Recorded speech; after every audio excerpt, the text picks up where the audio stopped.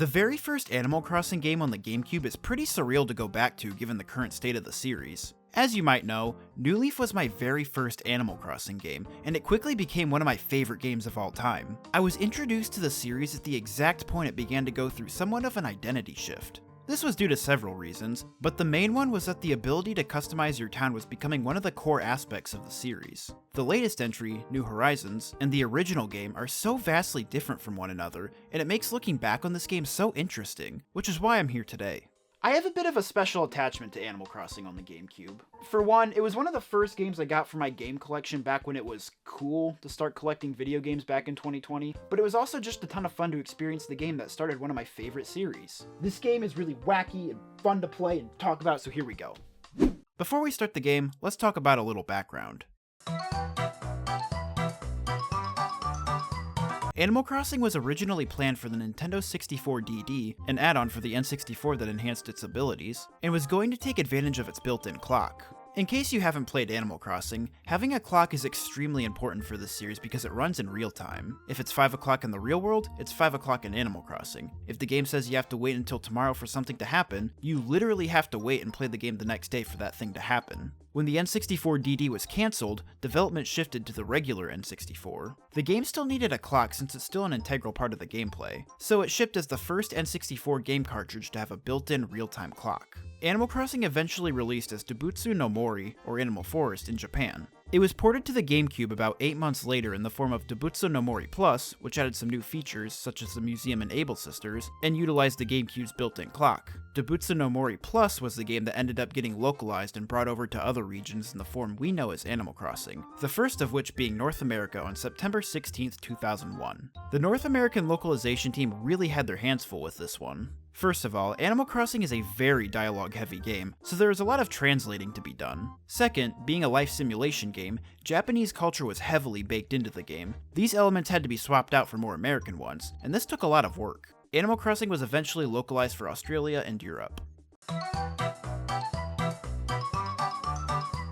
With all that junk out of the way, let's fire this game up. So unfortunately, my GameCube does not appear to be working at the moment for some reason, and my Wii is nowhere to be found. But luckily, I recently modded my Wii U. This means that I can now play GameCube games on it. Let's load up this ROM I obtained by going through the trouble of ripping it from my official disc, and let's experience Animal Crossing together. The game starts off like most other Animal Crossing games. You talk to a fella named Rover and he asks you a series of questions. If you were one of the many people introduced to the series through New Horizons, then you're used to being able to choose exactly how you want your character to look. In this game and all other past Animal Crossings, the way you answer Rover's questions will determine how your character looks. This was always a fun and charming way of character creation, but I'm glad it's gone. People should be able to easily make their characters look exactly as they want to. At some point, Rover will ask you where you're going, and it's at this point you get to name your town. This was always one of the hardest parts of Animal Crossing for me because you can't change your town name, so the permanence pressures you to come up with something that you'll really like now and in the future. It's important to ask yourself questions like, what's important to you? What do you want the values of your town to be? What do you want the culture to be like? And what makes you happy? Answer these questions and you're sure to come up with a killer town name. Rover will get on the phone with his buddy Tom Nook to help you get your living situation arranged, and after that, it's time to bid Rover farewell and set off in your new home.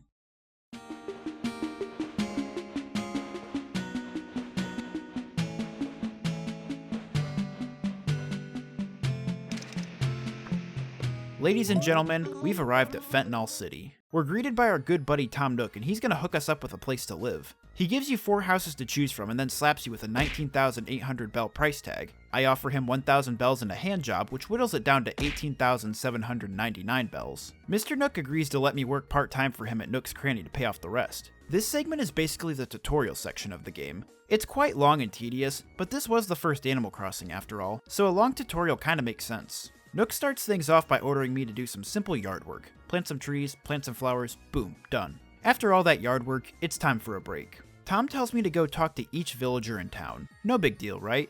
I remember Isabelle telling me to do this in New Leaf. Meeting each of the villagers is a great way to get comfortable in this new town. Bye, Mr. Nook, I'm off to meet each of the villagers.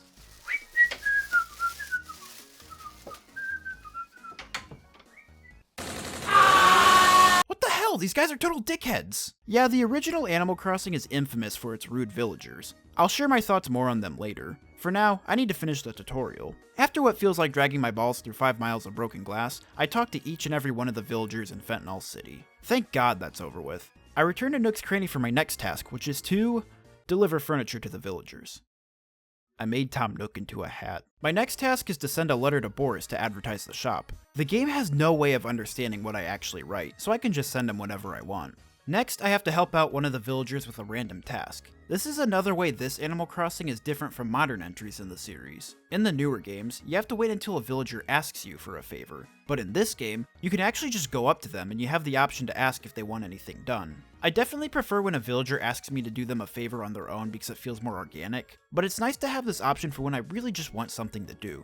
Anyway, I went up to my buddy Boris to ask if there was anything I could do for him, and he started yelling at me. After returning to Tom Nook for my next assignment, he tells me I need to deliver an axe to Boris. I skedaddled to the other side of town and delivered the axe to Boris, and he started yelling at me. Alright, we've arrived at our final task. Nook wants me to advertise his shop on the town bulletin board. Again, the game can't understand what you write, so it can be anything your heart desires. And with that, after doing all of Nook's tasks and getting told to kill myself by each of the townsfolk, the tutorial of Animal Crossing is complete. The debt isn't completely paid off. I still have to pay 17,400 bells, or give Tom Nook 17,400 handjobs, but I can get that taken care of on my own in order to upgrade my house.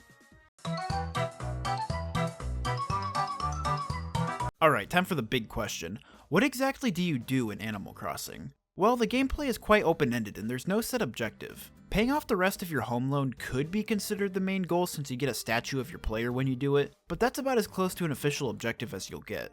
At the end of the day, it's whatever you want to do. It's pretty rare that I find myself paying off all my debt and completely upgrading my house. I usually upgrade it to the point where I don't know what I'd do with any more space, or just whenever I get bored of the grind. The final stretch of upgrading your home in this series can be brutal, it's so expensive. Speaking of homes, decorating your home is a pretty big aspect of Animal Crossing. Decorating isn't nearly as robust as in modern titles. It's a lot of pushing and pulling by hand, but I would argue that customizing your house in the older Animal Crossing games like this one is more special than modern titles like New Leaf and New Horizons. In those games, not only can you customize your house, but your entire town. In older titles, the only customizing you can really do to your town is stuff like planting trees and flowers and changing the town tune. Your house is the one place you can truly make yours. This is your place, and I think that makes it a bit more special. With that being said, I don't have a single interior design bone in my body. I try so hard to make my place look nice in these games, but I have no idea what I'm doing.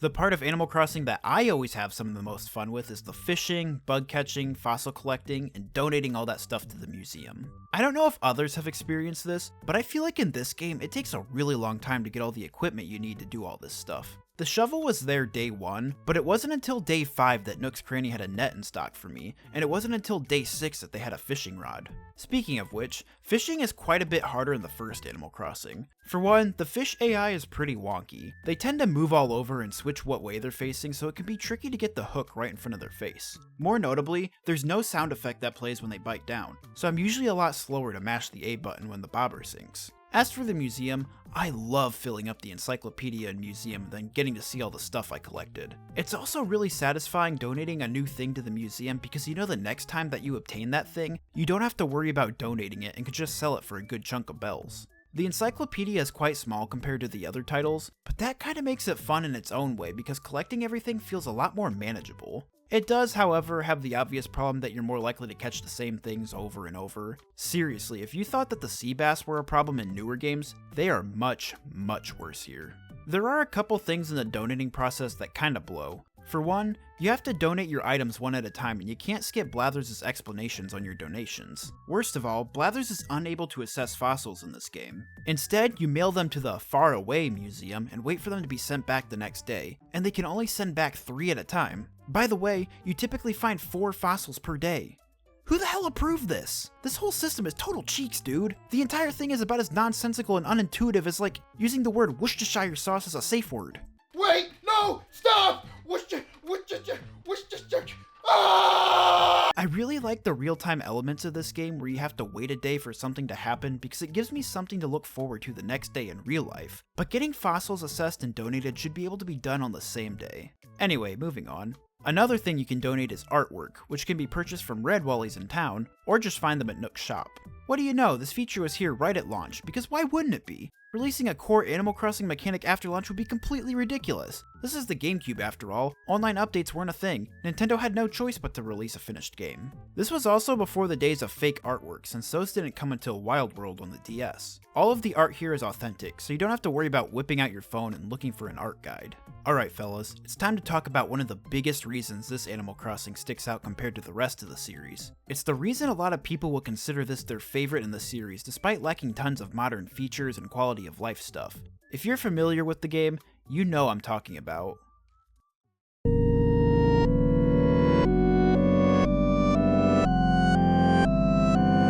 These guys are absolutely brutal. They will roast the absolute living shit out of you for no good reason. One of my most friendly villagers, Jeremiah, just straight up called me fat one time. Butch threatens to assault me on a regular basis. Some villagers will call you the mental runt of the litter. Boris keeps telling me to blow him. I mean, shit, if you're offering. The creator of the series, Katsuya Eguchi, said that Animal Crossing was inspired by his experience moving away to Kyoto to work at Nintendo and feeling like an outsider. What the hell kind of experience did he have? Is he okay? A very large portion of the Animal Crossing fanbase say the villagers were better this way, before they basically all got lobotomized in city folk, and ever since then, they talk to you like you're a preschooler. They liked it better when they were rude because it spiced up the gameplay. And honestly, I have to agree. Talking to villagers is way more fun in this game. I found myself laughing at the dialogue so much more in this game than any other Animal Crossing. It's just funny watching them be dicks to you for no good reason. Like, I literally didn't do anything to this guy and he starts roasting me for my talking skills.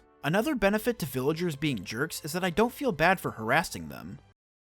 I can explain. Being able to hit villagers with a net, push them around, and shove them into pitfall seeds is a staple in the Animal Crossing series, and in this game, it's totally justified. In New Horizons, I just feel bad, but on the GameCube, it's so satisfying. Also, most of them will start off treating you like complete garbage, but as you talk to them more, they'll start to soften up. They'll continue to take jabs at you so you still get that funny dialogue, and it's cool to have a more noticeable progression to your friendship. Beyond villagers being rude, I'd say the dialogue is more interesting overall. There's a lot less of the, oh, it's such a beautiful day here in town, and more of the random wacky stuff. There's more variety to the things they say. It's less common for them to say the same line of dialogue over and over again that tends to break the immersion in the newer games. The dialogue in more recent entries I'd say is fine. There are times they'll break from the generic small talk and start spewing some crazy shit, like the time my super friendly villager Weber just started going off about the time he ran over a bunch of people with his car. But you find more stuff like this in the first game. I haven't heard anything about vehicular manslaughter, but you get the point.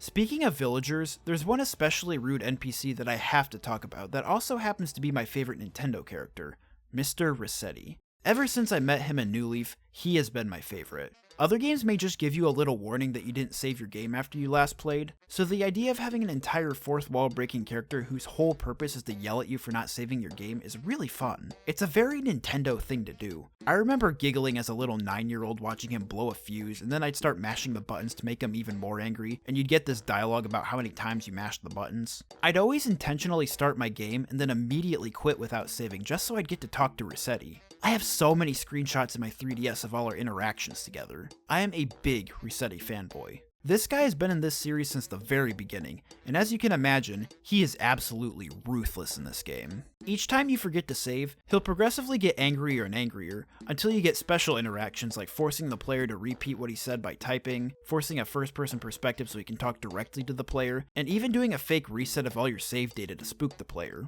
With each passing entry, Resetti unfortunately would slowly but surely get less aggressive and eventually be completely phased out of the game.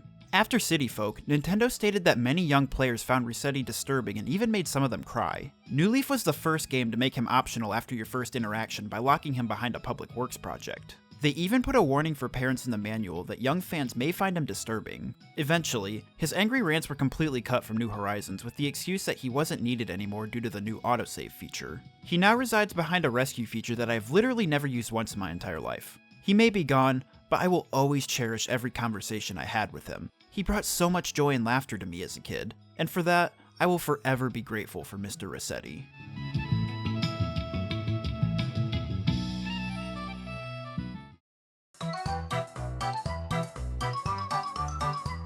My favorite aspect of Animal Crossing has to be the unlockables. It is indescribably exciting seeing a new place under construction, or seeing an existing shop going through an upgrade. This is where the real-time mechanic really shines. The wait can be agonizing, but this series gets me so excited to wake up the next morning because I get to check out the new shop. There aren't a ton of unlockables in the first game, unfortunately. It's basically just Tom Nook's store that gets upgraded, but that's okay because it can get upgraded several times, which is really important to me. The general store is always by far the most exciting upgrade. This game may not have a ton to unlock, but it does the most important one the right way, so I won't complain too much. I wanted to go over some more general reasons why this game is different from the rest of the series. One of the big things is the quality of life features. Blathers not being able to assess fossils, having to sell one item at a time, having to go back to your house to save, and having to grab a tool and drag it to your character to equip it are all things that just make you scratch your head. I kind of understand the going to your house to save thing because it's supposed to be the charm of you're done for the day so you're packing it in for the night, but that charm isn't worth the tedium for me. New Horizons is silky smooth by comparison with stuff like the tool ring and autosave. Animal Crossing for the GameCube has a lot of that new series clunk, but that didn't stop me from enjoying the game. One of the biggest reasons Animal Crossing for the GameCube sticks out from the rest of the series is the customization aspect. Part of the core identity in modern games, as in New Leaf and New Horizons, is the ability to decorate and customize your town. It's the reason so many people got into the series. People wanted to personalize not just their house, but everything. Since New Leaf was my first game, customizing my town was a major selling point for me as well. Even as someone who is really bad at that sort of thing, I really enjoyed getting various public works projects set up to make the town more interesting. New Horizons took a giant step forward and essentially made you God, so you could change every little detail of your island to your liking. It was a little too much for me personally, even though I love New Horizons, but again, that is a major thing that makes Animal Crossing for some people. If you were to ask a modern Animal Crossing player to explain the series, they would probably say something like, it's a game about creating a little town and customizing it in a way that feels personal to you and allows you to express yourself. Of course, there's tons of other reasons that people play modern Animal Crossing games, those are the reasons that I personally play, but you get the point I'm trying to make. Newer games have customizability aspects baked into their identity now. The first Animal Crossing isn't like that. I don't even know how you explain older Animal Crossing games to people who aren't familiar with it. You just kinda exist in a fictional town and do whatever. Talk to villagers, collect stuff for your museum, decorate and upgrade your house, that sort of thing. This game has such a unique feel compared to other games. In a way, I find it cozier and more relaxing because I don't feel any pressure whatsoever to make my town as pretty as possible. I get to just exist in it. I'm not trying to say one style is better than the other. I actually think it's cool that different games in the series have a different feel and you get some options. Even though each new entry builds on the foundation of its predecessor with new features and stuff, it doesn't make previous games obsolete. The atmosphere and overall feel of the first game is unique enough that I get the itch to play it even to this day. Animal Crossing is a special series, and it all started right here on the GameCube for us folks outside of Japan. In a generation full of action-packed games like GTA, Animal Crossing invited a player to slow down and enjoy the little things like fishing and talking to neighbors and taking out a mortgage. It has one of the warmest and most inviting atmospheres of any game you'll play. If you're a fan of the series, I really recommend giving this game a try if you haven't already. It doesn't have a lot of the modern features that Animal Crossing is known for these days, but it has plenty of its own stuff like more interesting villagers and a town you can just exist in without the pressure to make it the best it can be. Animal Crossing is fun to talk about, and I look forward to covering the rest of the series at some point in the future, including talking about New Leaf again. And that's all I wanted to say, so farewell.